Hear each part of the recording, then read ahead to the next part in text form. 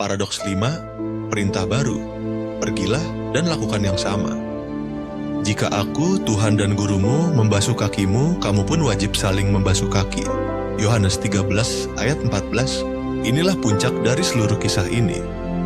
Yesus bukan hanya memberikan teladan, Dia memberikan perintah baru. Aku telah memberikan suatu teladan kepada kamu, supaya kamu juga berbuat sama seperti yang telah kuperbuat kepadamu. Ayat 15. Kata Yunaninya adalah hipodeikma, contoh yang harus ditiru, pola yang harus diikuti. Ini bukan sekedar kisah indah untuk dikagumi, ini adalah misi yang harus dilakukan. Dan Gereja Katolik mewarisi perintah ini dalam ritus mandatum pada malam Kamis Putih. Pembasuhan kaki yang dilakukan adalah sebagai representasi Kristus kepada umatnya. Namun, lebih dari ritus liturgi, ini adalah gaya hidup murid Kristus.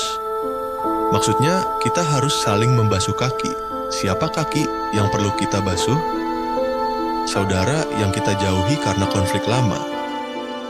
Orang yang lebih rendah dari kita secara sosial atau ekonomi. Mereka yang tidak dapat membalas kebaikan kita. Anggota keluarga yang lelah dan terlupakan. Santo Yohanes Paulus II menulis dalam Novo Millennio Ineunte, Gereja abad ke-21 harus menjadi rumah dan sekolah persekutuan, dan ini dimulai dari kesediaan untuk membasuh kaki satu sama lain. Renungan untuk kita. Kamis Putih bukan berakhir ketika kita keluar dari gereja. Kamis Putih Justeru baru dimulai ketika kita pulang ke rumah dan bertanya, kaki siapakah yang akan aku basuh selanjutnya?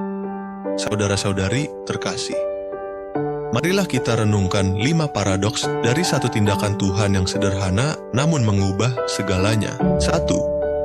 Kasihnya yang sampai tuntas, eis telos, mengajar kita tentang cinta yang sejati. 2. Jubah yang ditanggalkan, memanggil kita untuk melepas keangkuhan. 3. Penolakan Petrus, mengingatkan kita untuk membuka diri menerima kasihnya. 4. Pembasuhan yang memperbaharui, mengundang kita pada pertobatan yang terus-menerus. 5. Perintah untuk melakukan hal yang sama, mengutus kita menjadi hamba bagi sesama. Dalam perayaan Kamis Putih, Yesus kembali berlutut di hadapan kita. Dalam rupa roti dan anggur, Ia kembali berkata, inilah tubuhku yang diserahkan bagimu.